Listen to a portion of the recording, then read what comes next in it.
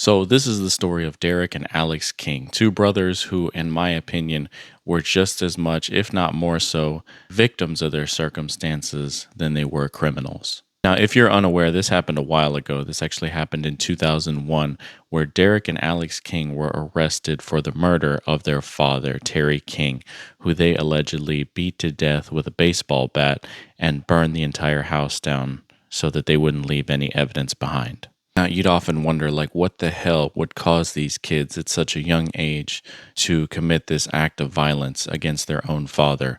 And the answer lies with a man named Ricky Chavez right here. It would later come out in both the King brothers' confessions that Ricky Chavez was really the mastermind behind this and supposedly in a relationship with Alex, which is disgusting because Ricky Chavez was about 40 years old at the time, and Alex was definitely a minor under the age of 12 years old. And evidently, as the dad had become aware of Ricky's presence in the boys' lives, he forbid them from seeing him ever again. And one night, while he was passed out in the living room, the boys took to him with a baseball bat and lit the house on fire. Supposedly, this was under Ricky's instructions because he was trying to interfere in their lives and in their relationship.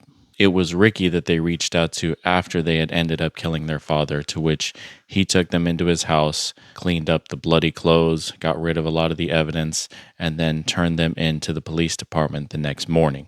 Eventually, both of the boys pleaded guilty to third-degree murder, and Ricky was charged with accessory to murder, to which he received 30 years as the jury finally realized his part in the entire thing.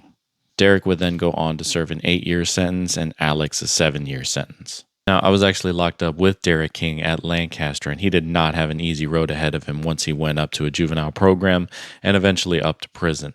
A lot of times he was picked on because of the fact that he was smaller. People were sending him money left and right, absolute strangers, because his case had made national headlines. However, he was being extorted a lot, and a lot of people would fight him and just beat him up for absolutely no reason at all.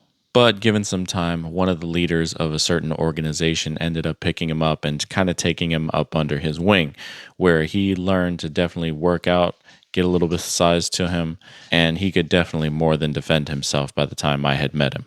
Now, they both ended up getting out of prison in 2008 and 2009, to which they have kind of a repeated history of returning to incarceration, drug usage, things of that nature. And circling back to what I said earlier, I think that more so than anything, they were victims of their circumstances and of the grooming of Ricky Chavez and the abuse, in the sense that a 40-year-old thinks he can be in a relationship with a 12-year-old. And it's unfortunate to say that Alex actually passed away earlier this year in April of an overdose. And I think that a lot of that was kind of escaping and dealing with so many demons that he already had to face in this lifetime. And it's even more unfortunate to report that Ricky Chavez is actually still alive. And even though he's serving a 30-year sentence, I believe he's still in prison to this day.